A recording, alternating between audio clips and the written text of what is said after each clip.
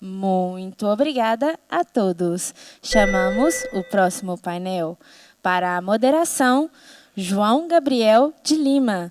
Para os debates, Júlia Pareto, Jorge Castelhanos Claramu, Edilene Lobo e Bruno Bioni. Para comentários, ao lado da moderação, Fernando Galho e Luciano Felício Foc.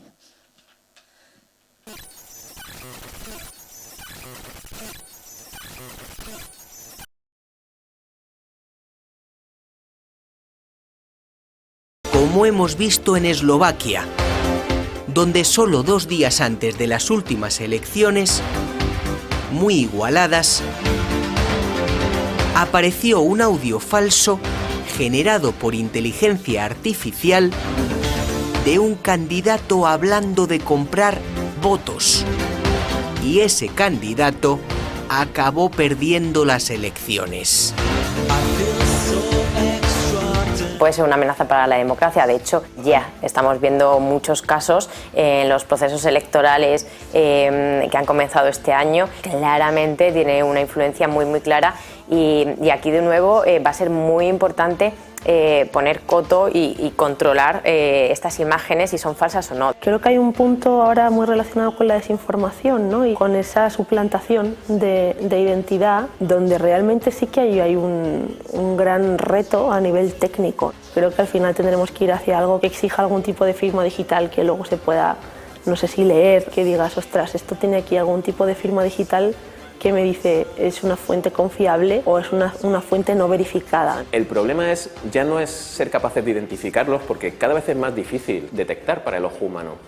Es sobre todo tener la capacidad crítica de contrastar.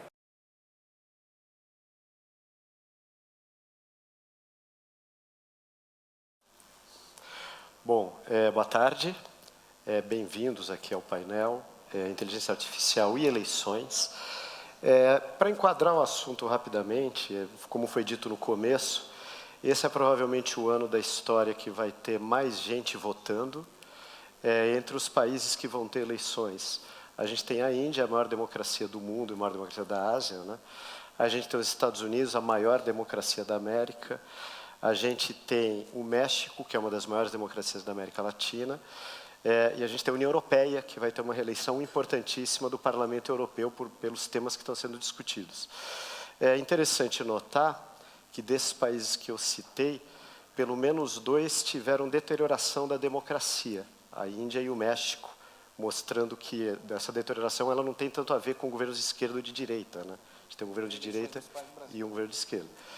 E dentro dessa perspectiva de deterioração da democracia, no caso da Índia, por exemplo, isso se deu muito por causa de redes sociais e há vários estudos sobre isso. Então, por isso esse tema é tão importante. Então, vou já, seguindo aqui o padrão, né, vou apresentar as pessoas só à medida que elas forem entrando, mas queria começar aqui com a professora, doutora Edilene Lobo.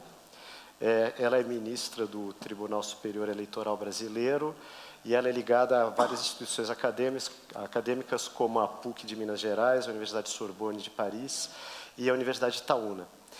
E eu queria começar com o seguinte, dentre toda essa deterioração da democracia que a gente tem visto no mundo, o Brasil, curiosamente, ele foi o destaque positivo do relatório do VIDEM, que é o maior relatório de qualidade democrática, e nesse relatório fala que a melhora da democracia brasileira, que se deu nesse último ano, ela teve a ver muito com o Poder Judiciário e com a presença do Tribunal Superior Eleitoral. O Tribunal Superior Eleitoral foi, inclusive, destaque também no último relatório da Fundação Carter, que fez observação eleitoral do Brasil e elogiou tremendamente o trabalho do Tribunal Superior Eleitoral. Então, minha pergunta aqui para a doutora Edilene Lobo é como são os desafios de um Tribunal Superior Eleitoral num cenário em que o panorama de campanhas eleitorais está sempre mudando e incluindo agora os novos desafios que têm a ver com a inteligência artificial. Aproveito para cumprimentar a todos. Me ouvem bem? Muito obrigada pela oportunidade de nos vermos, nos encontrarmos.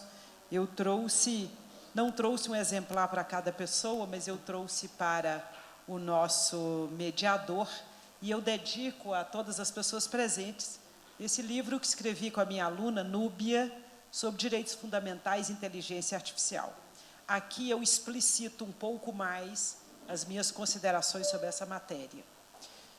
No ponto da indagação do mediador, cumprimentando aos colegas, agradecendo o convite, eu vejo muito importante o formato brasileiro, em que nós temos um organismo especializado dentro do judiciário para administrar as eleições, administrar eleições e julgar demandas afetas ao processo eleitoral.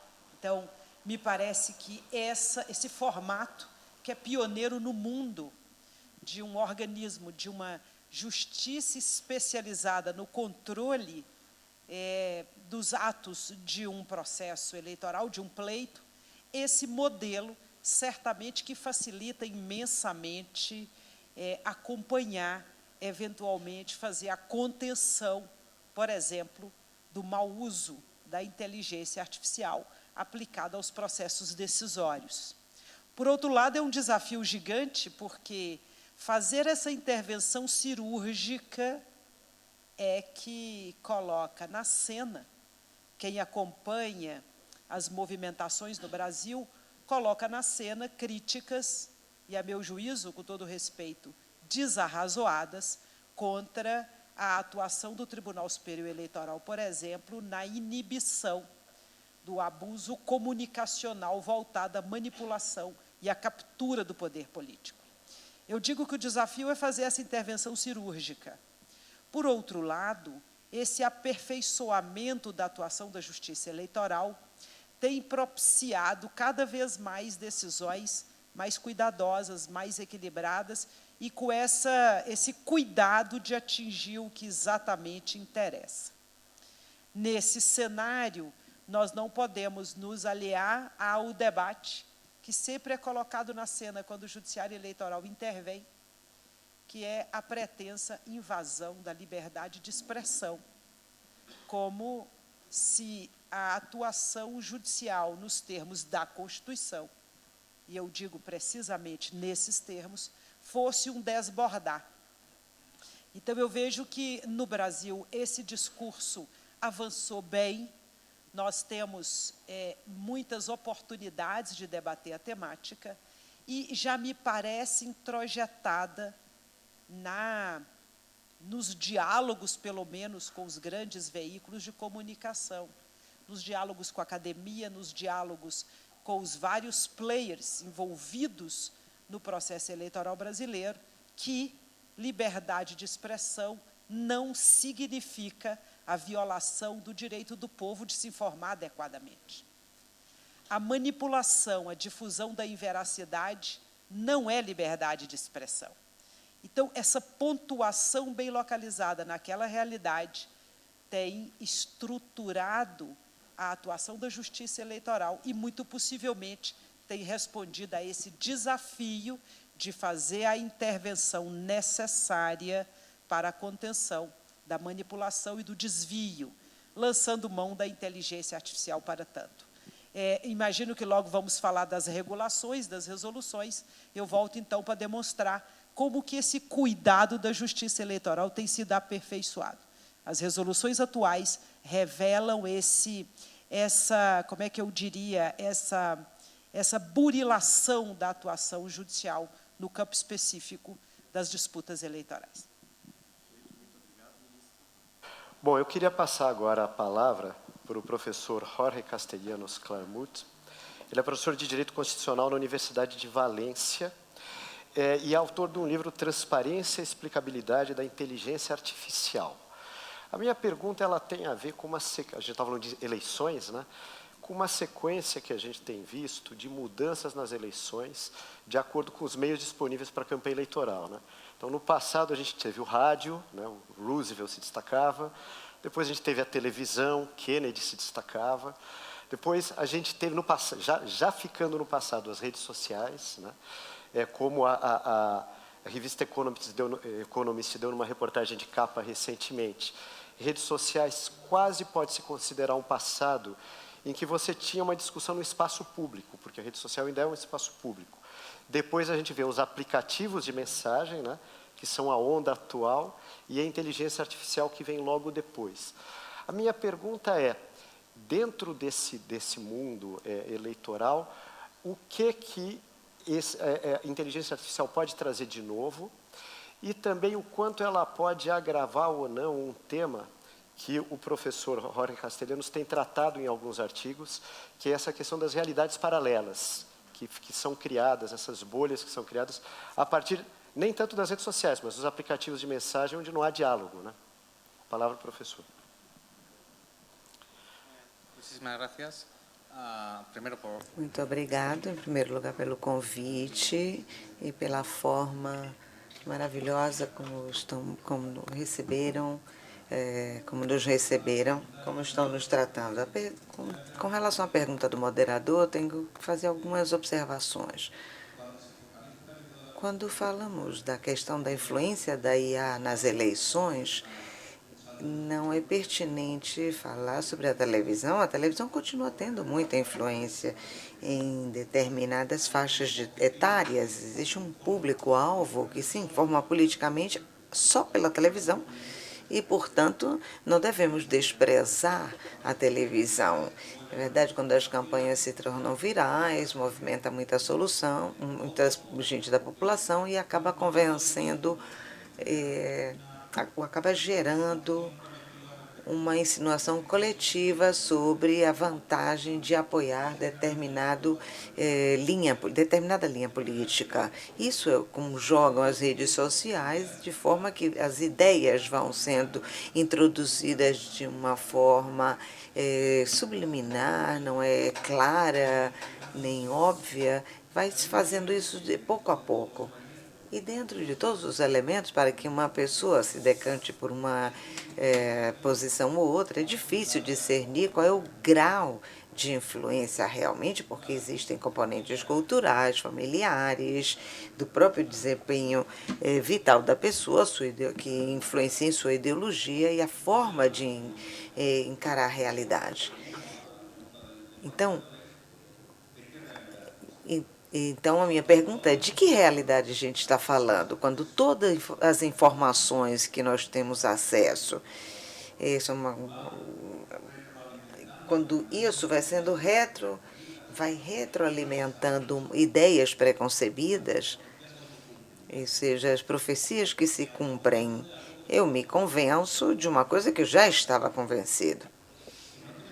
Se nós não temos essa capacidade de observar além desta realidade, porque o objetivo das redes sociais é pegar uma determinada parte da sociedade e começar a ficar martelando aí com uma determinada ideia. Então, quando antes as gerações se formavam através do jornal, da televisão e das notícias, existia a possibilidade de ver e, claro, você escolher um jornal hoje ou as notícias em um canal ou outro já mostravam uma certa tendência. E o que é que acontece com isso? Quando você analisava o jornal, você podia ver a seção de economia, de política, podia ter uma visão, mesmo que por em cima de toda a realidade. Se você só tem um aspecto muito pequeno e se reivindica todo o tempo a mesma informação, fala das bolhas, ou desse filtro bolha, como que mencionou antes, sabe o que é que nós gostamos e dão o que a gente gosta. Então, essa é uma boa possibilidade para criar um determinado comportamento ou vender um certo tipo de produto. E essa realidade paralela, muitas vezes, o que faz é que se forma em determinado sentido, vai numa única direção.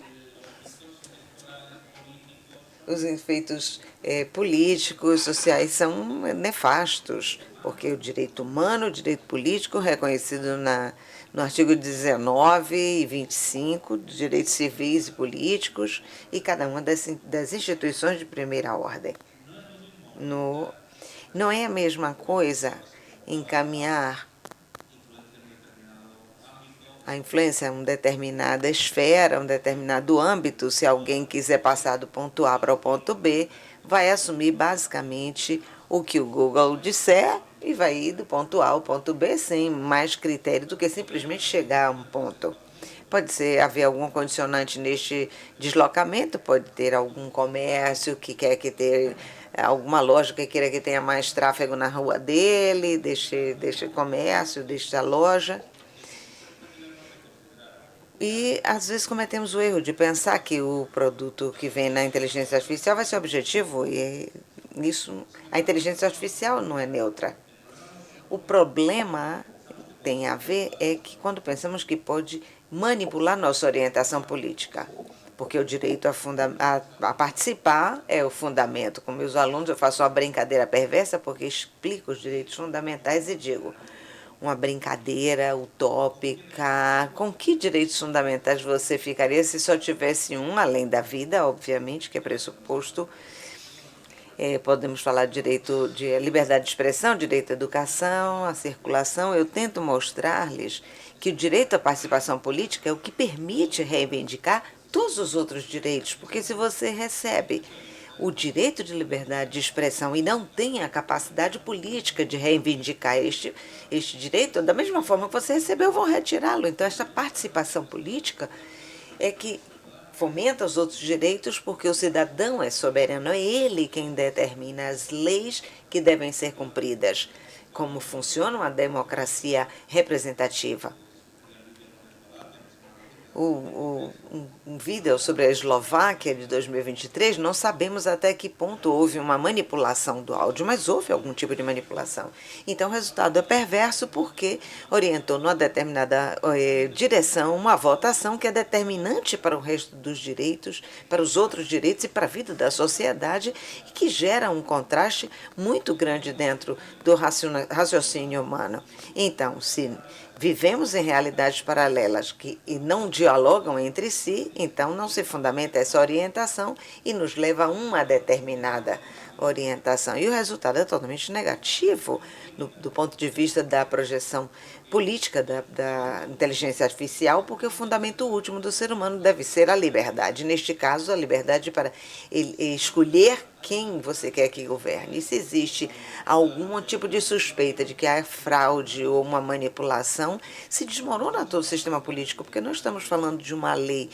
Uma lei pode ser injusta, pode ser modificada, uma lei aplicada pode cometer erros, mas se existe algum tipo de dúvida sobre o fundamento disso, cai todo o resto. Então, a inteligência artificial é uma ferramenta que pode ser utilizada exatamente para evitar fraudes e determinados delitos, mas uma ferramenta que temos que saber do poder de destruição que tem, porque se duvidamos do fundamento último da política, caiu para o sistema democrático. E se assumimos sem crítica que para ir daqui para São Paulo, que é o avião que eu tenho que pegar, e eu assumo isso sem questionar, se assumimos a postura política de sem questionar, renunciamos à nossa capacidade de diferenciação, de ser apenas um outro habitante no município. O que distingue um do outro, um cidadão do outro no município, é essa sua consciência política. A realidade, se ele não pode analisar criticamente o ambiente que ele vai, independente da política, da ideologia, isso é natural do cidadão, e renunciamos a isso. E isso é que está em jogo quando falamos da manipulação eleitoral. Não é apenas um desvio técnico, é uma coisa que nós estamos arriscando muito, porque vai deixar de crer nos principais fundamentos que nos tornaram uma sociedade civilizada, com convivência harmônica, embora essa harmonia seja uma coisa questionável, mas é gerar espaço e boa convivência. E a inteligência artificial pode gerar um grande problema neste sentido. Vou passar agora a palavra para Júlia Pareto. Ela é filósofa, ela é pesquisadora do Instituto Universitário Europeu de Florença e também do Instituto de Robótica e Informática Industrial do CSIC em Barcelona. A gente falou aqui muito de manipulação e eu queria jogar uma questão que tem a ver com a própria ética democrática. Dentro de uma democracia, as pessoas precisam de um conjunto de fatos sobre os quais elas concordem para poder discutir as diferentes interpretações desses fatos ou diferentes soluções a partir desses fatos, né? Nesse mundo de redes sociais e agora no mundo de inteligência artificial, como o professor Rory descreveu, a gente tem uma perda dessa cama de fatos, como se não existissem esses fatos e apenas versões e interpretações. Do ponto de vista ético, como é que se poderia fazer uma campanha eleitoral ética que respeitasse os fatos e não tentasse manipular a partir de fake news e de inverdades, que é uma coisa que a gente tem visto cada vez mais?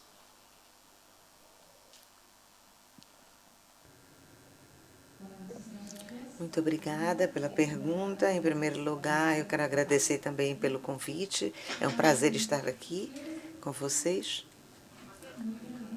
Eu acho que a pergunta é muito pertinente, porque, do ponto de vista filosófico, se nós tivéssemos que falar de algumas questões que são mais urgentes na nossa sociedade, a primeira, e está vinculada diretamente com a tecnologia, seria a perda de atenção em relação aos fins e um foco muito grande nos meios. Eu acho que confundimos muito o que seria o meio para chegar a alguma coisa, para atingir um objetivo, com o próprio fim para o qual nós estamos usando este meio.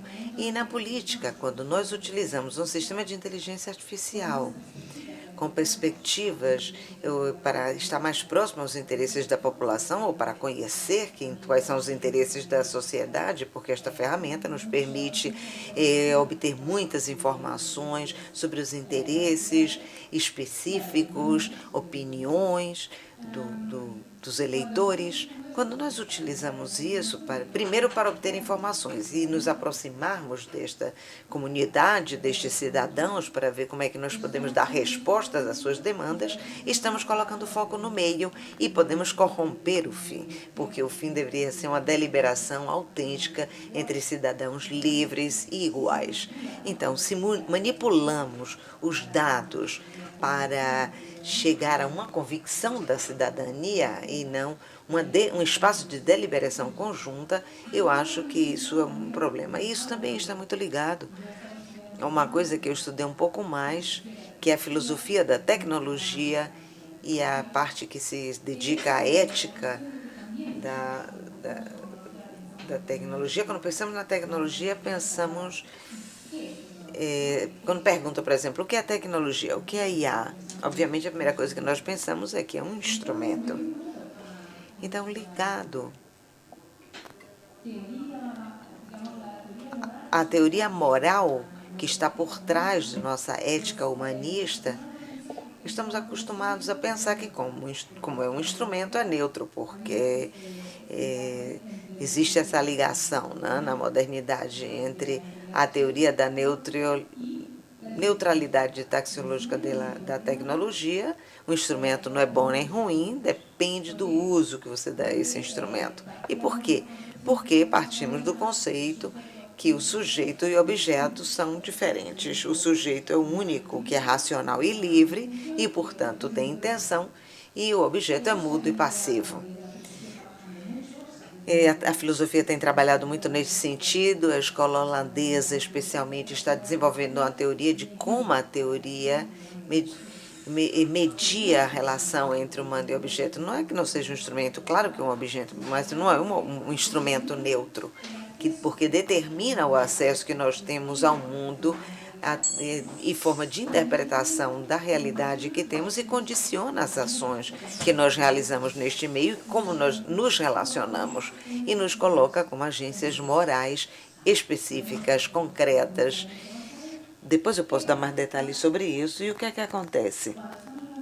Quando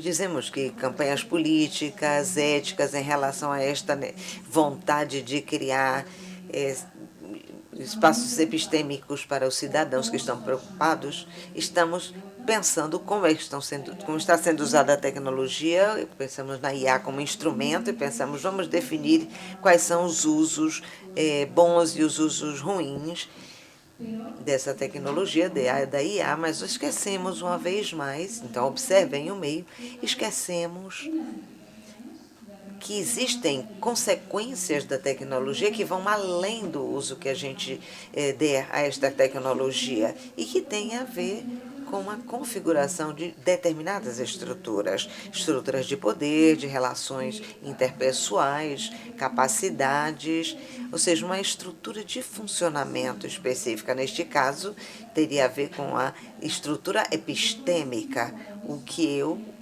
constituo como um espaço onde eu posso configurar e situar e funcionar como sujeito com capacidade de raciocínio, de deliberação, de reflexão. Então, todas estas questões estão relacionadas com a definição que nós usamos da tecnologia. Então, acho que essas duas características, não perder de vista qual é o fim, a finalidade, mas, além do uso, temos que pensar que tem coisas que vão além das nossas intenções, que é esta mediação tecnológica. Depois podemos conversar um pouco mais sobre isso, se vocês quiserem. Daqui a pouco eu quero até voltar sobre essa questão do sujeito eleitor, né, dentro da democracia. Mas antes eu queria passar aqui a palavra para o Bruno Bioni, que é membro do Conselho Nacional de Proteção de Dados do Brasil e também do Comitê de Estudos sobre Integridade Digital e Transparência nas Plataformas da Internet. E aí a gente apresentou aqui vários problemas, né, relativos à inteligência artificial, redes sociais, campanhas eleitorais, e agora a gente começa a partir para as soluções, né? E aí que eu passo a palavra para o Bruno, que tem acompanhado muito de perto tanto a discussão de regulação de redes sociais no Brasil, também chamada de lei das fake news, quanto à regulação de inteligência artificial. Então, eu queria que você, por favor, Bruno, nos contasse um pouco em que pé isso está na legislação, na discussão do debate brasileiro, no Congresso brasileiro, e como é que isso vai ajudar a resolver todas essas questões que a gente levantou aqui. Bom, primeiramente, boa tarde a todos e todas. Eu gostaria muitíssimo de agradecer o convite na pessoa do professor José Roberto, também do ministro Gilmar Mendes e da professora Laura Schertel. Eu não vou aqui me furtar da provocação, mas acho que está todo mundo refletindo mais sobre um ponto de vista de diagnóstico, para daí a gente pensar em um prognóstico que seja mais cirúrgico e sofisticado. Então, eu vou tentar remontar um pouco dessas discussões que estamos tendo em termos de regulação e governança, para entender quais são as possíveis ferramentas para a gente poder reduzir algo que acho que é vital e que todos nos preocupa, que é a assimetria de informação. A gente está vendo todos os riscos se materializando, não é apenas uma potencialidade. A gente está vendo como está tendo a corrosão de vários processos democráticos e que se dá não apenas de 2 em 2 anos, no caso brasileiro, mas se dá cotidianamente a partir dessa mediação pela qual essas tecnologias modulam a nossa própria vida cívica. Então, se a gente for remontar um pouco esse processo, inclusive nos espaços internacionais, a partir da Unesco, da ONU, do G7, agora possivelmente também do G20 no Brasil, a gente vê uma linguagem muito mais forte desses documentos internacionais. Por exemplo, a última resolução da ONU, que foi aprovada agora em março, tem instrumentos muito fortes, como, por exemplo, de acionar a própria OMS para que você tenha a transparência sobre como esses algoritmos funcionam, porque a gente pode ter um problema de infodemia, ou seja, um problema de saúde pública. E a gente ainda não está tendo, possivelmente, os acessos aos dados necessários para que a gente possa ter uma discussão baseada em evidências. E acho que é isso que mais me preocupa, e eu vejo aqui um fio condutor entre todas as propostas regulatórias que estão sendo hoje discutidas. Se você pega o projeto de lei brasileiro 2630 de fake news, que é muito inspirado na Lei de Serviços Digitais europeia, se você pega o projeto de lei brasileiro sobre inteligência artificial, que é inspirado na proposta canadense, mas também a britânica e não apenas na União Europeia, e qualquer outro pedaço de um possível pacote regulatório sobre o que significa a nossa vida cívica no ambiente digital, a gente vai ver uma característica muito marcante dessas propostas regulatórias, que é a ideia de você criar procedimentos para que você gere conhecimento sobre algo que a gente ainda tem bastante ignorância. Então, para dar um pouquinho mais de concretude, por exemplo, uma sintonia que existe entre o projeto de lei do 2630 e o de inteligência artificial é uma previsão muito pontual, mas que eu acho que também tem muita potência, que é de prever a perspectiva de que pesquisadores e pesquisadoras possam ter acesso a dados dentro de ambientes seguros, que conciliem com a ideia de propriedade intelectual e segredo de negócio, para que a gente possa ter pesquisas empíricas. Ainda tem poucas pesquisas empíricas a esse respeito. E aí a gente pode até fazer um transporte para o que, por exemplo, está sendo discutido agora, na verdade, já em estágio avançado, no Tribunal Superior Eleitoral, que é a nova resolução sobre propaganda, sobretudo em ambiente digital. O Tribunal Superior Eleitoral vem fazendo um trabalho belíssimo, né, muito institucional, de várias presidências que passaram, sempre atualizando as regras do jogo eleitoral. E a última resolução ela tem coisas bem importantes, como, por exemplo, a perspectiva de que plataformas possam apresentar, dentro do período da anualidade eleitoral, possivelmente, avaliações de integridade dessas plataformas do ponto de vista eleitoral. Isso não é pouca coisa. Por exemplo, quando a gente está olhando para os últimos layoffs de algumas determinadas plataformas, a gente vai perceber que aonde foram cortados recursos, teve justamente a ver com determinados times que são considerados de safety, ou seja, de segurança dessas plataformas. Então, esses relatórios, tal como funciona, por exemplo, no aspecto ambiental, eles podem destravar uma ideia de governança em rede. Então, é muito mais do que o Tribunal Superior Eleitoral ou todo o sistema de justiça, mas como que academia e sociedade civil podem fazer parte desse jogo regulatório, né? Então, uma outra iniciativa, e aí até a gente teve a felicidade de discutir isso na semana passada no Brasil. O Brasil recebeu a NET Mundial +10, um dos principais eventos sobre governança da internet, inclusive a Prêmio Nobel da Paz, a Maria Hess, também estava lá. A gente discutia por que as eleições brasileiras de 22 tem sido mostrado um caso de sucesso, e parte dessa história é porque a disputa pela democracia foi jogada de uma maneira muito coletiva. Trago aqui também mais um exemplo concreto. O Tribunal Superior Eleitoral tem há anos um programa permanente de desinformação, onde que o tribunal colabora diretamente com entidades da sociedade civil, acadêmicas, que acionam o tribunal em tempo real, compartilhando pesquisas que podem facilitar desde moderação de conteúdo até possíveis ilícitos eleitorais. Por exemplo, além da minha veia acadêmica, eu faço uma advocacia de interesse público. A minha organização, chamada Data Privacy Brasil, no ano das eleições, a gente tinha um projeto específico que era de ilícitos de dados e eleições.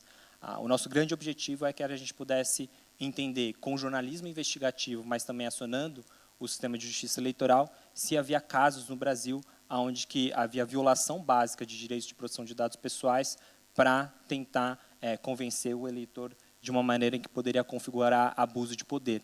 E eu acho que a gente está chegando um pouco nesse ponto da história, ou seja, como que a gente vai reforçar as nossas instituições e respostas institucionais para esse problema da democracia do nosso tempo. E aí eu concluo. Eu acho que tem uma questão que foi passada muito na fala da Júlia, que hoje a gente vive quase como se fosse um ambiente de dominação informacional. Por quê? Porque a gente não tem, primeiro, dados para que a gente possa entender como que essas câmaras de eco funcionam, apenas evidências recipientes, mas mais do que isso, a gente não tem o arranjo necessário para ter escrutínio público sobre sistemas de inteligência artificial que são verdadeiras instituições. Então, fazendo um comparativo, se o Congresso tem todo um dever de prestação de contas, o Judiciário também tem todo o dever de prestação de contas, por que a gente não pode exigir o mesmo ou algo similar sobre agentes, tecnologias que tomam decisões sobre o nosso dia a dia? E isso também está nessa perspectiva dessas regulações que você mencionou, a ideia de um devido processo. O ministro Gilmar Mendes, nos seus votos na Suprema Corte, cunha a ideia de um devido processo informacional, ou seja, como que esses dados são extraídos, decisões são tomadas e muitas vezes mal informadas sobre quem nós somos. Daí a ideia de transparência, de explicabilidade e outras coisas que a gente pode discutir nos próximos blocos de discussão. E aí talvez a gente possa ter um cenário não de dominação informacional, mas talvez de co-deliberação informacional, que é isso que faz parte de uma democracia do nosso tempo. A gente vai passar agora para debate propriamente dito, então perguntas da plateia. perguntas aqui dos nossos debatedores que eu vou apresentar agora. O Fernando Galo, que lidera os esforços de políticas públicas, governo e responsabilidade social no TikTok Brasil. O Luciano Fuch, que é auditor federal de finanças e controle na Controladoria Geral da União do Brasil. E o Ademar Borges, que é da Procuradoria, procurador do Estado de Minas Gerais, junto ao STJ e o STF. Mas antes de passar para as perguntas, eu queria fazer uma provocação, pergunta aí para toda a mesa, um pouco em cima do que a Rúlia Pareto falou, a questão da democracia, todos são cidadãos, né? A gente tem esse desnível informacional, mas são cidadãos que concorrem, os candidatos, os governantes são cidadãos que concorrem para ser votados por outros cidadãos, para representar esses cidadãos em órgãos de cidadania, que são parlamentos e executivos, né? A provocação é, até que ponto esses cidadãos são tão vulneráveis à manipulação? Uma revista inglesa escreveu provocativamente que mentira sempre houve em eleição desde a Grécia Antiga e que nem a inteligência artificial mais sofisticada faria um eleitor do Biden votar no Trump ou vice-versa. Então, até que ponto as pessoas são vulneráveis? E aí, o corolário disso como a gente pode fazer também para, dentro desse jogo de cidadãos com cidadãos, tornar os cidadãos menos vulneráveis? Como é que os cidadãos podem dominar melhor o jogo eleitoral e da informação para saber se defender de todas essas manipulações? É educação cívica, é educação política, é um trabalho dos partidos políticos, é uma responsabilidade ética dos políticos de elevar o debate, baseando esse debate em mais fatos e dados. Quem quiser responder primeiro, estou jogando a bola e já vi aqui que a doutora Edilene já pegou. Eu penso que quando nós colocamos em xeque a capacidade da cidadania, fazer escolhas, é fundamental dizer que, para isso, antes, nós precisamos ter uma base que forme essa pessoa, que construa esse cidadão, essa cidadã. No mundo altamente hiperconectado como nós vivemos, estamos, e os colegas registram, todo esse evento de hoje tratou muito disso, é indiscutível que nós somos premidos, conduzidos a fazer determinadas escolhas a partir das máquinas. Eu ouvi aqui, e é fácil constatar, que as máquinas, por vezes, nos conhecem muito melhor do que nós mesmos, nós mesmas. Eu tenho certeza que tem alguém na plateia que já comprou algum objeto por mera emulação do mundo digital, da publicidade no mundo digital. Então, é para dizer que as pessoas são, sim, pressionadas, são, sim, em alguma medida, manipuladas a fazer escolhas em decorrência do uso dessa comunicação no mundo digital. E eu poderia trazer esse exemplo para o mundo da política, principalmente quando nós falamos no eleitorado indeciso. Se aquele eleitor do Trump não votaria no Biden, nós temos que lembrar que tem muitas pessoas que não fizeram escolhas ainda, ou que não fizeram exatamente porque se sentem cansadas, impotentes, num cenário em que a polarização consome toda a energia de uma sociedade. Então, não tenho dúvida que, sim, o mundo digital e a comunicação no mundo digital pode orientar escolhas, pode, inclusive, prejudicar essas mesmas escolhas, pode até mesmo retirar da disputa política pessoas. O discurso de ódio, ele é construído para coagir, para excluir, para intimidar. Então, nós estamos falando de algo que é real, que as pessoas vivem, sabem. Qual é a saída, né? Qual é a solução? Quem dera tivéssemos. Me ocorre, e aqui como professora, também como estudante, que nós não podemos dispensar o grande processo de transformação da humanidade, que é o investimento forte na educação, na orientação das pessoas. E eu não falo dessa educação apenas formal, tradicional, de se matricular num estabelecimento. Eu estou falando de um conjunto de ferramentas. Eu estou falando do acesso à educação formal, mas eu estou falando, inclusive, do acesso a outros mecanismos para a educação e para a orientação das pessoas. Então, eu, em síntese aqui, gostaria de falar muito mais, quero ouvir meus colegas de dispositivo, mas não tenho dúvida que nós sofremos o impacto, nós todas e todos. Nós não estamos falando do cidadão, da cidadã ignara, que nós nem conhecemos. As pessoas, nós sofremos o impacto e a pressão do mundo tecnológico. E, mais que nada, então, como professor, eu acho que um começo de conversa para resgatarmos essa pessoa plena é investirmos todo mundo junto na capacitação, na formação das pessoas e na distribuição de informação de qualidade. A abertura do trabalho hoje foi: nós precisamos falar dos fatos, nós queremos ter direito aos fatos. Notem que o nosso direito basilar hoje, no mundo hiperconectado, é o direito ao fato. E adiante eu exercito o meu direito de formar o juízo que eu desejar sobre o fato. Mas nós precisamos pactuar que os fatos precisam ser entregues assim como eles sucedem ou sucederam. Perfeito. Bom, quero passar para quem quiser aí, mas já que você falou dos fatos, só uma definição de fato, segundo a Hannah Arendt, filósofa, né? Fato é alguma coisa que aconteceu no passado, tem testemunhas ou documentos que o atestam, né? E aí ela cita, num ensaio a respeito da verdade, chama verdade política, e ela cita o fato de que, na verdade, uma coisa do Clemenceau, na Primeira Guerra Mundial, que perguntaram a ele como é que as gerações do futuro vão ver a Primeira Guerra Mundial. Ele disse: eu não faço a mínima ideia, mas ninguém vai poder dizer que a Bélgica invadiu a Alemanha. E hoje a gente tem muita gente falando que a Bélgica invadiu a Alemanha nas redes sociais e nos aplicativos de mensagens. E aí volta a pergunta para a mesa: qual a solução?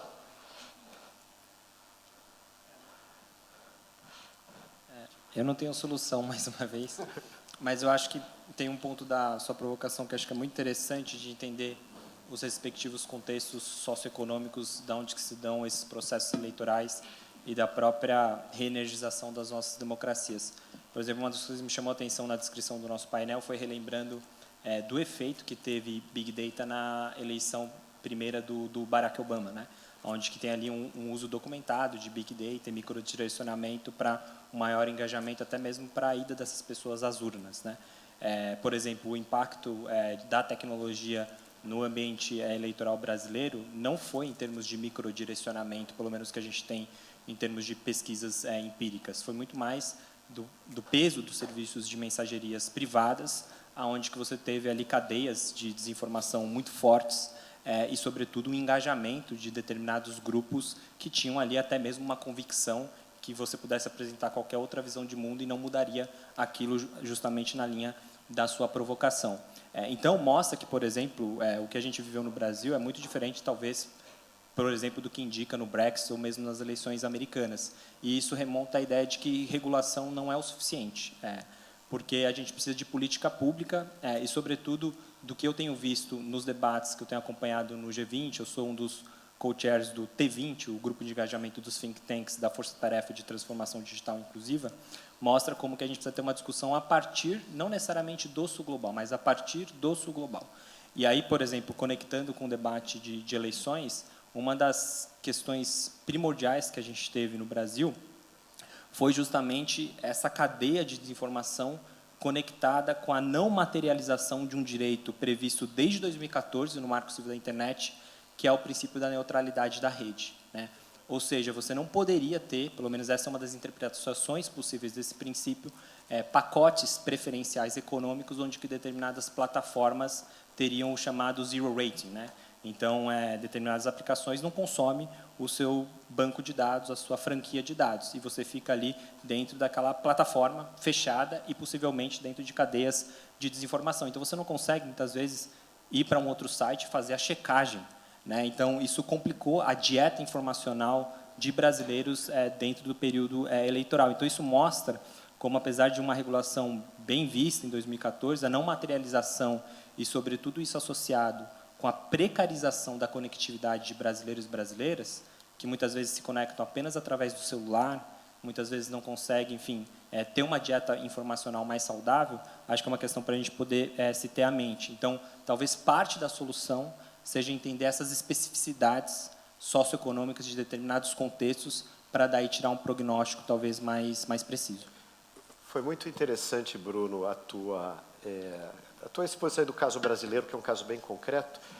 Então, antes de passar a palavra para ele, uma última coisa, queria perguntar aqui, aproveitando a Júlia e o Jorge aqui, porque na Espanha a gente acabou de ter um caso concreto, em que quase um primeiro-ministro renunciou a partir de uma campanha urdida em aplicativos de mensagens e redes sociais, em cima de um não fato, pelo menos até agora não há nenhum fato, né? Queria que você falasse um pouco desse caso e depois queria ouvir a tua pergunta. Bueno, el tema este que introduce al final es un poco más complejo, porque es complicado saber qué. É complicado saber o que foi que aconteceu, na verdade. Mas retomando algumas das questões que foram comentadas aqui, quando o companheiro estava falando sobre a influência das transmissões, ou seja, uma cadeia de WhatsApp, quando recebia algum tipo de desinformação neste sentido, aí o principal problema é a desinformação chega, mas fica por causa do remetente. Se você recebe uma mensagem do seu irmão ou de um amigo, e se essa informação é falsa, o conteúdo que modifica o comportamento é que você torna real o que esta informação lhe transmite. Então, a informação já não é um elemento das redes sociais, porque você pode receber publicidade, propaganda, algum tipo de insinuação camuflada, mas e também existe a crença ou convencimento da própria consciência humana, o que comentava a colega, porque saiu uma notícia de Biden, eu não vou mudar meu pensamento sobre ele. É só uma parte. Mas se essa mensagem chega de uma pessoa de confiança, essa desinformação cumpre o seu objetivo, porque você já não duvida da informação, você duvida do remitente, de quem mandou essa desinformação. Então, quando tem essa informação apenas nas redes sociais, como disse o moderador, não existe um estudo que mostre efetivamente qual foi o efeito ou a influência que teve essa notícia. É difícil de determinar isso, porque pode ter uma influência por uma leitura, por uma conversa, por uma notícia que leu, por entrar nas redes sociais. Como é que você mede isso? É muito difícil. Mas quando você recebe uma informação de uma pessoa de confiança, este é o grande problema da desinformação, porque entram duas questões. Primeiro, a influência da inteligência artificial, que vamos tentar não ser apocalípticos e ter uma visão mais positiva, e também, como falava a Júlia, um trabalho que dizia a inteligência artificial, além do âmbito eleitoral, qual é o principal problema? A destruição de postos de trabalho. Então, essa tecnologia seria trabalhos monótonos, inseguros, que não melhoram o ser humano, etc. O que é que isso poderia gerar também? Maior tempo de reflexão e debate. Então, o que eu pensei utopicamente por que podiam participar da democracia os cidadãos? Porque tinham todo um tempo para lhe deliberar. Porque quem podia deliberar? Não as mulheres, não os estrangeiros, não as crianças. Então, como um panorama idílico. Mas tinha um tempo. Então, se a inteligência artificial, se podemos utilizar positivamente na política de forma democrática, seria para criar tempo, gerar tempo. E se isso vai para uma democracia onde possa haver diálogos, conversas para melhorar a vida de todos, isso seria muito bom. Então, qual é o problema? O problema é que se a inteligência artificial é utilizada para estudarmos uns aos outros e divertir, eu digo como professor de alunos de 18, 19 anos, qual é o objetivo final de um aplicativo que eles possam realizar um trabalho em menos tempo? Por exemplo, um assistente de texto. Eles podem ter mais tempo para ler sobre esta questão e fazer um trabalho melhor, mas se a tecnologia é utilizada para colocar um monte de vídeos que distrai as pessoas nessas redes sociais, o tempo que investiu não está investindo numa coisa que foi boa para ele. Quando inventaram a roda, se isso ajuda você a chegar em menos tempo de um lugar ao outro, isso foi uma coisa produtiva, mas se dedicamos esse tempo a ver vídeos, não existe um crescimento intelectual, e por isso esse desenvolvimento tecnológico da agora pode ser contraproducente, porque não leva a uma melhoria, a uma melhora intelectual. Inclusive está terminando com postos de trabalho, porque se um aluno meu não sabe redigir, isso vai ser assim sempre, porque o texto vai poder ser feito pela inteligência artificial, mas ele já não vai investir tempo para aprender a pintar ou trocar um instrumento, vai perder tempo. Então, o verdadeiro problema, ou a questão dramática das próximas gerações, como são nativos digitais, vem a tecnologia como uma coisa tão natural que facilita tudo. Mas, ao contrário das gerações anteriores, não utiliza esse tempo que ele ganhou em coisas mais produtivas. Então, temos mais tempo para deliberar, para nos preocuparmos com problemas reais e que a inteligência artificial se possa se dedicar a problemas mais graves, mais arriscados. Eu não sei o que os colegas opinam sobre isso. Candidatos e pensar sobre a democracia. Tempo para eleger os... Aqui a gente tem algumas premissas que talvez sejam comuns ao nosso diálogo. Eu vou fazer um brevíssimo comentário com uma provocação específica a partir de pontos que foram aqui, quer dizer, tratados pelos convidados. Em primeiro lugar, parece que a gente tem algum consenso em relação ao fato de que a inteligência artificial, pelo menos, ela gera algum tipo de aumento do risco de que os processos de desinformação eles tenham maior alcance e que conteúdos inautênticos, enganosos, eles venham a produzir mais danos. Há pelo menos dois riscos que são mais ou menos bem identificados: o de manipulação da vontade do eleitor, de um lado, e, do outro, um risco mais voltado à integridade do processo eleitoral. Isso nós vimos de perto nas eleições brasileiras de 22 e vimos nas eleições norte-americanas em 20. Em razão do fato de que esses processos de desinformação eles podem gerar uma desconfiança muito grave sobre as instituições.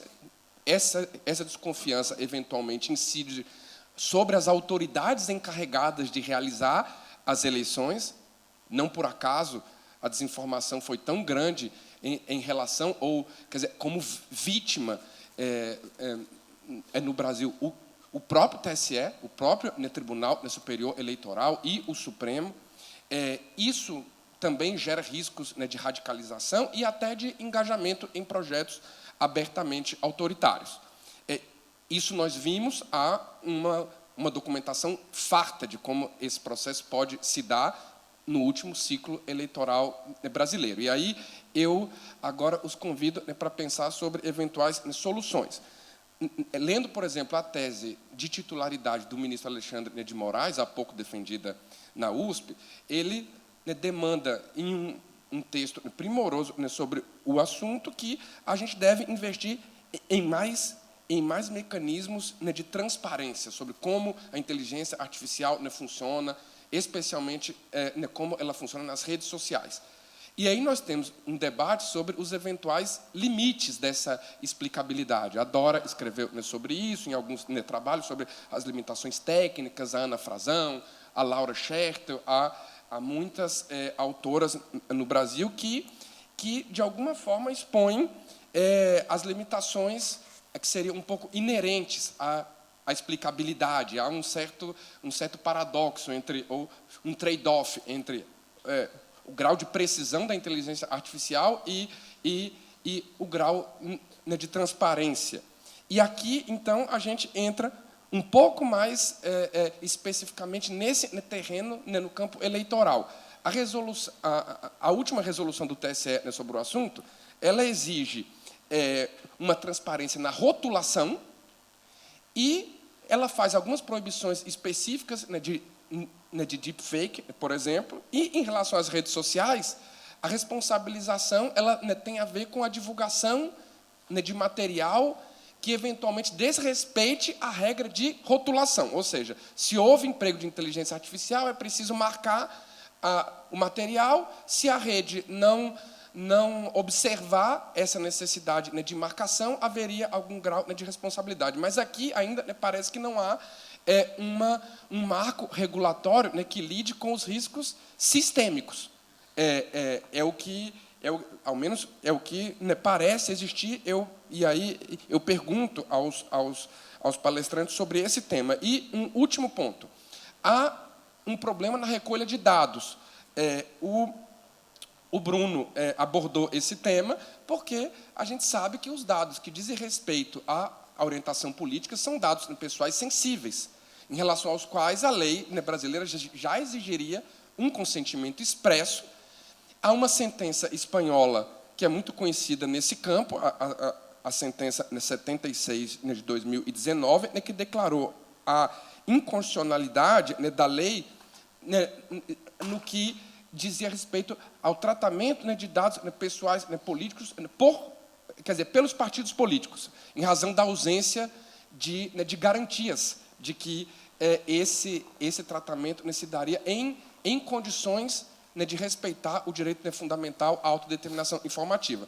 Eu acho que no Brasil a gente ainda está um pouco aquém nesse ponto. E aí, né, parece que a enorme né, flexibilidade que nós temos, né, concedido ao tratamento de dados, né, pessoais sensíveis relacionados à opinião, né, política pode levar a um aumento dos riscos de que o tratamento desses dados com o uso de inteligência artificial possa ainda produzir danos que têm sido recorrentes nesse campo. Então, esse era o meu comentário breve, com alguma, né, provocação sobre explicabilidade, de um lado, e os limites da explicabilidade, esse desafio, né, no campo eleitoral, e, de outro lado, a questão da recolha e tratamento de dados sensíveis, especialmente pelas redes sociais. Muito obrigado.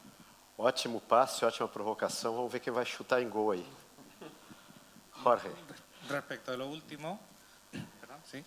Esa sentencia... Essa sentença, na verdade, teve mais ruído do que a lei dizia. O que dizia...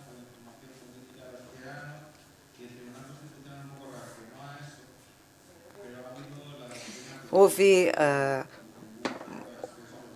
um certo excesso do Tribunal Constitucional. Não era tão beligerante com as liberdades, como disse antes, e fez um comunicado dizendo que não era intenção do legislador nesse sentido. Então, existe a sentença, o Tribunal Constitucional se pronunciou neste sentido, mas a repercussão não foi tão grande como disseram aí. Eu queria ficar com a primeira parte da pergunta, que é o que tem a ver com a necessidade de transparência, até que ponto nós devemos investir nisso, maior explicabilidade à custa da eficiência do próprio algoritmo. E o que João disse, eu filosofando, sou muito lenta, até que ponto estamos expostos à vulnerabilidade como votantes. Do ponto de vista da capacidade de deliberação, claro que precisamos ter um mínimo de controle sobre o nosso contexto onde nós adquirimos crenças e opiniões. Então, eu acho que, nesse sentido, é importante ter algum input de como funciona o algoritmo e entender qual é o tipo de conhecimento, sobre que tipo de conhecimento nós estamos agindo, ainda que seja um micro ponto-alvo, né? Se isso está de acordo com nossas opiniões, crenças, mas não sabemos que isso está acontecendo, e, além disso, estamos num contexto epistemicamente fragmentado. Então, com base em que critério está fazendo isso? Então, ficamos mais vulneráveis e expostos à manipulação, porque não sabemos nem o que estão fazendo conosco.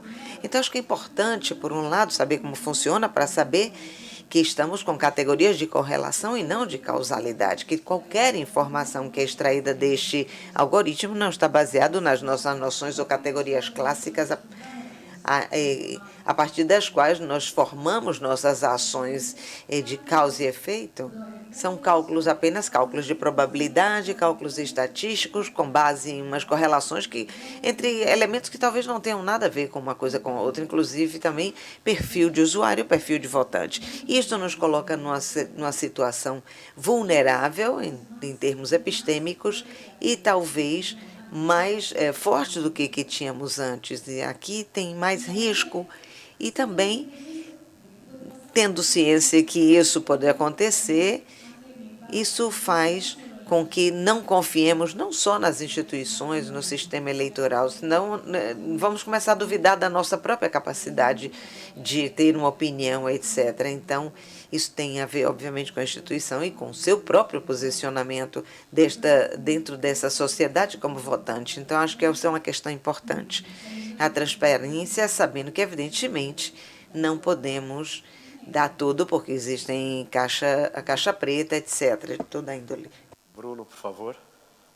Bem rapidamente, acho que a sua provocação pode ser dividida em 3 partes. A primeira é, sim, até, enfim, escrevi um artigo recentemente com a professora Laura Scherto e o professor Virgílio, que a gente fala, enfim, do impacto de IAs generativas do ponto de vista de barateamento das engrenagens da desinformação e também da assertividade, né? Sobretudo quando a gente olha especificamente para o impacto delas do ponto de vista de conteúdos sintéticos relacionados à voz. O Brasil tem uma característica muito marcante de consumo de conteúdos via essas tecnologias, que nós somos um dos que mais consumimos no mundo, se não for o primeiro, com relação a áudio, né? Então, isso pode ser realmente uma bomba para ser estourada nas próximas eleições. Por isso que vai muito bem o Tribunal Superior Eleitoral a, pelo menos, estabelecer alguns deveres mínimos de cuidado com relação a isso. Agora, ao mesmo tempo, acho que o Tribunal Superior Eleitoral também acertou muito, porque ele não traça uma regra proibitiva. Ele diz que pode ser utilizado inteligência artificial. Inclusive, eu acho que também ela pode trazer potencialidades benéficas. Por exemplo, a gente teve um debate recente no Tribunal Superior Eleitoral sobre a abertura de dados na plataforma Divulga Candi, que é essencial para você, por exemplo, ter escrutínio público, primeiro, sobre fluxo, né, de recursos e, consequentemente, abusos de poder, questões de políticas afirmativas relacionadas a gênero e raça. Que maravilha seria se a gente pudesse desenvolver inteligência artificial para materializar essas políticas públicas afirmativas. E isso casa com a sua provocação, porque, mesmo o Tribunal Superior Eleitoral tendo avançado nessa resolução, porque uma regulação sobre inteligência artificial ela é bem-vinda, porque ela justamente abre caminho para aplicações como essa, que tem um benefício altíssimo e um risco baixo. Vai ter um cenário muito melhor em termos de até mesmo inovação responsável e cidadã. E a última coisa que foi mencionado sobre transparência, transparência não é um fim em si mesmo, né? É um meio para algo maior. Por isso que o debate que se está tendo hoje é muito mais sobre qual tipo de transparência necessitamos. Aí eu volto no meu ponto inicial. Por exemplo, os votos do ministro Gilmar Mendes, que tem chamado para a ideia de devido processo informacional, é muito certeiro, porque não é qualquer tipo de transparência, mas aquela transparência que permite um contraditório e uma ampla defesa sobre como estamos sendo julgados por esses sistemas de inteligência artificial. Isso é essencial no Brasil, porque, por exemplo, um dos direitos que foram relativizados na nossa Lei Geral de Proteção de Dados Pessoais foi o direito de revisão por pessoa humana. Ele não está na Lei Geral de Proteção de Dados Pessoais, mas ele pode ser extraído via uma leitura constitucional, em vista que proteção de dados pessoais é um direito humano fundamental, combinado com a cláusula do devido processo. E aí, isso resulta no que você estava mencionando, de a gente entender qual que é o alcance de transparência e de um contraditório e ampla defesa a partir desses julgamentos informacionais sobre o qual estamos submetidos. Temos mais uma pergunta. Posso fazer um matiz solo? Quando se habla de transparência... Falamos de transparência, precisamos determinar também se estamos falando do setor público ou se estamos exigindo transparência, alguma atividade privada, porque aí entra a propriedade intelectual. Simplesmente como pequeno ponto, né? Eu sou de uma região de Valência. Temos a Lei 1/2022, a Lei de Transparência, cujo artigo 19, parágrafo L, fala que deverão ser públicos todos os algoritmos usados pela administração pública que tenham incidência em algum tipo de atuação de relevância pública. Né? Então, a redação é ambiciosa, é pioneira, porque o que está transmitindo é a necessidade de que a administração seja tão transparente que as suas atividades públicas, mesmo não tendo incidência direta, simplesmente certa incidência, estamos falando de que a administração pública gere algoritmos fiscais, de saúde, ou seja, temos muitos algoritmos usados pela administração pública, e em relação com o que a Júlia disse, o fato de que a cidadania possa ter acesso, né? Pois estamos trabalhando em como implementar a normativa tão ambiciosa e a proposta é criar um registro de algoritmos públicos para ter acesso. Por que a administração pública, quando cita, né, vou dar um exemplo prático, quando dá uma consulta médica, né, aqui o Ministério da Fazenda, né, a inspeção fiscal, escolhe uma pessoa e não a outra. É por algoritmos, né? Então, quando falamos do ponto de vista público, pode existir uma demanda normativa da própria administração. A administração fala, nós somos transparentes, transmitimos essa informação à cidadania. Existe um ponto de vista mais complexo, devido ao trabalho, à propriedade intelectual que tem, enquanto às ferramentas tecnológicas. Eu acho que o debate é interessante. Eu peço desculpas. Um momento antes da pergunta, só para fazer um registro, eu acho muito oportuna a fala, essa preocupação com a transparência, como apenas e tão somente tornar vítreo algo. É preciso focar essa transparência, e aqui falando do processo eleitoral, e um pouco sobre os meus estudos sobre a matéria, quando nós estamos falando dos algoritmos que impactam os processos eleitorais, então, recortando o objeto de explicação, os algoritmos que impactam os processos eleitorais, eles precisam ter visibilidade. E não vejo como uma propriedade intelectual protegida, absolutamente, uma vez que já é correntio que nós não poderíamos falar de nenhum direito absoluto, muito menos do princípio da liberdade econômica e da proteção intelectual da propriedade econômica, sim, absolutamente. Eu dou um exemplo. Nós temos um algoritmo que, no Brasil, é muito popular, imagino que em outros países assim não suceda, mas as candidaturas no Brasil podem pagar o impulsionamento de conteúdos. E, nas últimas eleições, muitos milhões de reais foram consumidos das campanhas públicas, que é do dinheiro público, para impulsionamento de conteúdos. Mas não se tem muito nítido, exatamente, como esse algoritmo funciona.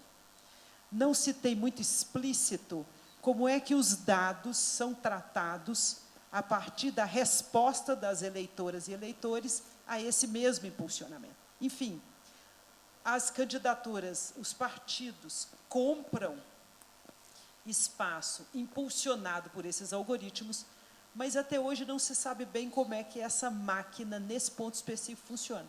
E nesse ponto específico, me parece que é algo que chama toda a atenção da sociedade brasileira e merece explicação. Me parece que os algoritmos, tal qual as fórmulas que envolvem a produção de medicamentos, elas precisam ser explicadas para o coletivo, como elas foram compostas, como elas funcionam e qual o risco que elas oferecem à sociedade. Aqui, no caso, a democracia. Estão fazendo um paralelo de algoritmo com medicamentos, principalmente de tarja preta, me parece bastante aplicável a hipótese localizada à explicação e à transparência aqui, em homenagem aos processos eleitorais. Pergunta? Na verdade, um comentário, João. Queria dar boa tarde a todos. Eu sou o Fernando Galo, diretor de políticas públicas do TikTok aqui no Brasil. Tem uma década que eu venho trabalhando nessa intersecção entre política pública e tecnologia. Queria agradecer ao FIB pelo convite para participar desse evento e fazer comentário nessa mesa. Muito se falou aqui ao longo do dia sobre as redes sociais e eu penso que na principal condição e a principal contribuição que eu posso dar na condição de único representante de uma plataforma aqui é falar um pouco sobre a abordagem do TikTok, porque eu penso que essa perspectiva ajuda a informar esse debate e a respeito dessa intersecção entre inteligência artificial e eleições, passando também aí, porque isso foi bastante abordado, o tema da desinformação também. Dizer que o TikTok é uma empresa nova, ele tem apenas 8 anos, na comparação com alguns dos nossos competidores aí que têm 20, 25 anos. E a gente tem trabalhado a partir de um lugar de colaboração, com governos, com sociedade civil, com academia. A gente quer ser parceiro na construção das melhores soluções para os problemas públicos que são causados pelo próprio desenvolvimento tecnológico e, inclusive, deixar consignado aqui que a gente quer ajudar a construir boa regulação. A regulação, quando ela é muito bem sopesada, quando ela é muito bem debatida e construída para durar, ela pode ter um papel importante em assegurar um ambiente digital mais seguro. Nós acreditamos que é possível construir boa regulação e queremos ser parte desse processo, inclusive do processo de regulação de inteligência artificial aqui no Brasil. Eu queria reconhecer o grande esforço que o senador Eduardo Gomes e muita gente boa vem fazendo em relação ao PL 2338, e ao mesmo tempo dizer que o TikTok tem algumas preocupações em relação à última versão do texto, inclusive a inclusão de sistemas de recomendação ou distribuição de conteúdo como sendo de alto risco, que foi uma coisa que foi debatida na Europa e acabou ficando de fora do alto risco na lei europeia. A gente está finalizando as nossas análises sobre a última versão do texto e a gente vai, em breve, dar as nossas contribuições no intuito de aprimorar essa regulação. Sobre eleições, notícias e política, elas ocupam um espaço pequeno dentro do TikTok, mas a gente sabe que esses momentos são realmente importantes e a gente trabalha para redobrar aí os nossos esforços em relação à eleição. Queria citar dois diferenciais do TikTok, um ponto em relação ao que a ministra Edilene falou. O TikTok, até 2 semanas atrás, era a única plataforma a não aceitar a publicidade política paga. A gente fez a opção de não receber dinheiro com política e eleições. Nunca fizemos e não fazemos. E a outra coisa é a nossa abordagem em relação à desinformação. A gente sabe que algumas plataformas rotulam conteúdo desinformativo. No nosso caso, a opção de moderação é de remoção do conteúdo e não de rotulação.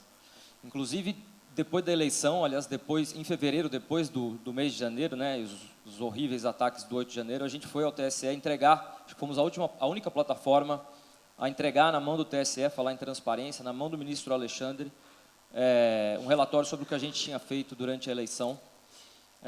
E lá constavam, entre outros dados, o de que a gente removeu 222 URLs por determinação judicial entre fevereiro e dezembro daquele ano, e, ao mesmo tempo, só em relação à nossa política de desinformação, a gente removeu 66.020 vídeos, para dar uma dimensão da escala. Sobre a questão da inteligência artificial e das mídias sintéticas e manipuladas, de um lado, a gente quer estimular a criatividade das pessoas,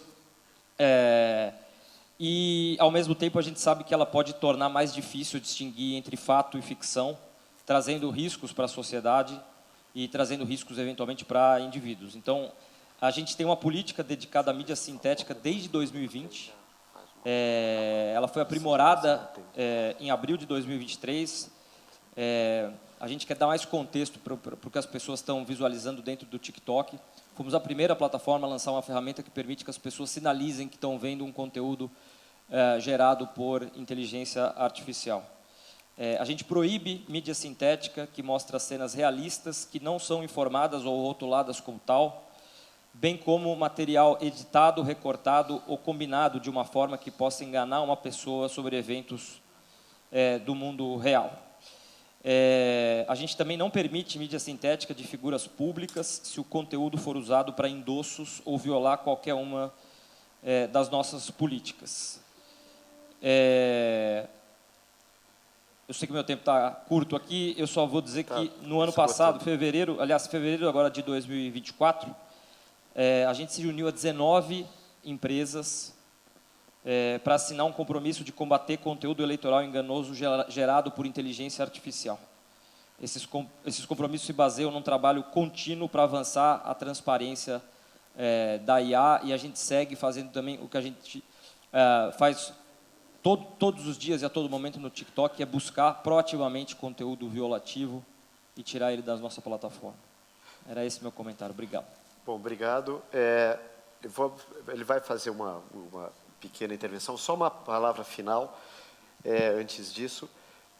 Ficou muito claro aqui a questão das leis. Leis não são suficientes, precisa ter um grande trabalho de cidadania, faz parte do trabalho de cidadania a questão da transparência, e a tecnologia, ela tem usos bons e ruins, e a gente precisa estimular os bons. E eu vou deixar a última palavra. Vou fazer só uma breve provocação. Tem um minuto. Tem um minuto apenas.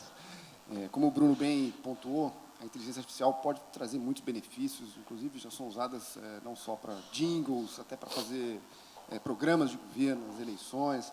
E a grande dificuldade é o enforcement. Essa é a grande. Se a gente faz uma regulamentação, se faz uma legislação, como fazer um adequado enforcement disso? Sendo que a grande parte da manipulação, o perigo dos deepfakes não é um candidato fazer do outro, né? São massas anônimas que são colocadas aí. E como implementar isso? No Brasil, tem a Justiça Eleitoral, um modelo particular que tem sido muito eficiente. É saber como os outros estão fazendo esse tipo de enforcement para promover e proteger nós, cidadãos, de todas essas construções. Mas, enfim, temos boas esperanças, boas expectativas, mas também muitos receios aí, sem ser catastrófico. Que as expectativas superem os receios e... Faltam 3 segundos. Obrigado a todos. Muito boa síntese. Rapaz,